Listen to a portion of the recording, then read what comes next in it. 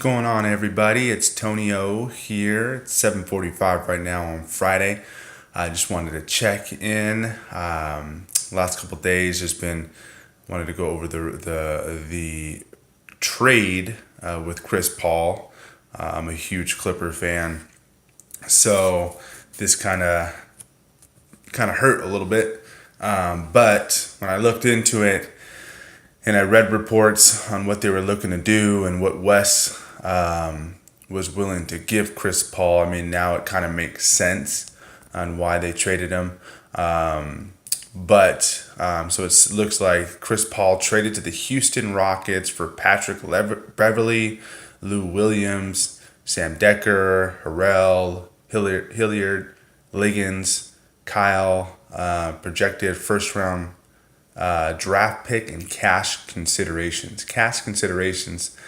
I always laugh when they always say cash considerations. Like, what exactly is cash? How much cash? I guess it all boiled down to Chris Paul. The Clippers, West not wanting to sign Chris Paul to a 5-year deal. I guess that was the main reason for the trade, is they didn't see Chris Paul being 32.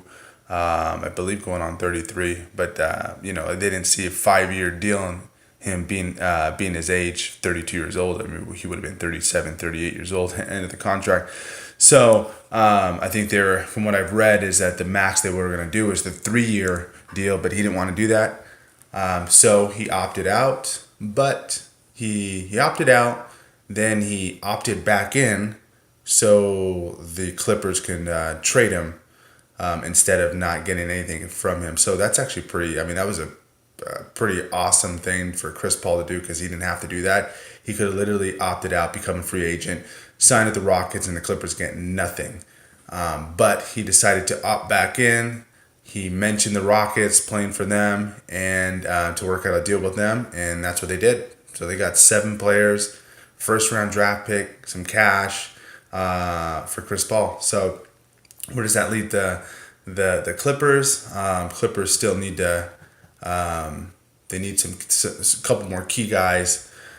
I think at the small forward position, I think they need another 4 and a good 4 and a 5 backup for Blake and DeAndre. I still think they can make the playoffs next year. Maybe like an 8 seed, 7 seed, maybe. They're still not a bad team with having Blake, but it's just gonna. It looks like they're leaning towards signing Blake Griffin to a max deal, which makes sense. But Blake's just gonna have to step up. He's gonna have to finally step up. Chris Paul's gone. He's gonna have to show more. Blake Griffin's gonna have to show more, especially in the fourth quarter. And I love Blake Griffin. I love I'm a huge Clippers fan. But Blake's going to have to step up. DeAndre's going to have to step up.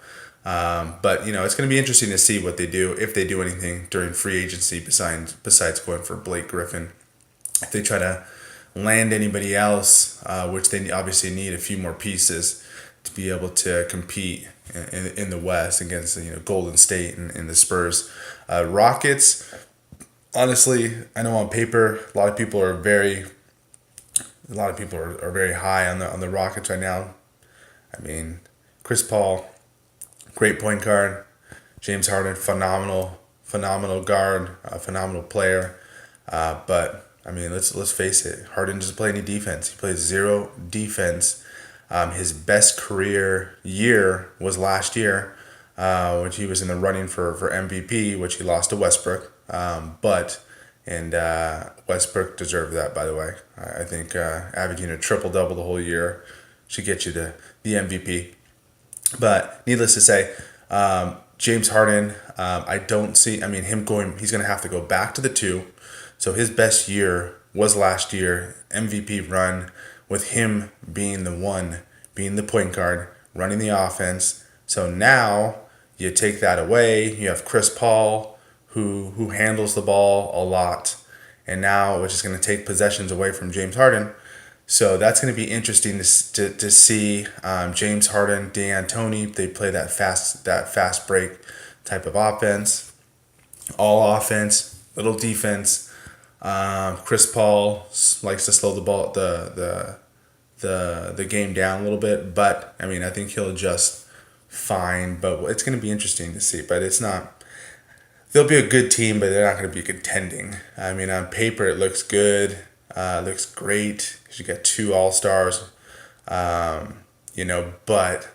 Harden doesn't play defense. Chris Paul obviously does. He's first team All Defensive team this year. 9-time All Star. But again, it's going to be a different game for Harden because last year when he was running the point, he has the ball in his hand 95% of the times. That's why he's able to get a bunch of assists, and he's able to do a lot more because he controlled the game. Really, he controlled the game for the Rockets. But again, in the end, that wasn't even good enough. In the playoffs. So, it's gonna be an exciting year next year with all these teams, and it's gonna be interesting to see the free agency, which opens up today, to see what moves people are gonna do, which great. Hayward's going to be on the market. I think that's a stud. Looks like he's going to meet with Boston and Miami and Utah, but a lot of pieces available to see what happens. But again, I hope everybody has a great day. Sign on to my sports app, which I've developed. It's sportsingles.com, SPORTZ, sportsingles.com. sportsingles.com. It's available on Google Play and the App Store. So it's available on both those app stores. So the App Store and Google Play. So download and install it. Sign up. It's free. You can meet other sports fans who are single or also in a relationship. You want to hang out, party, tailgate. You also want to buy tickets to games too. There's heavily discounted tickets to games that you can go to any event, sports, concerts, theater, comedy shows. So check it out, sportsingles.com, Google Play, the App Store. Have a great day.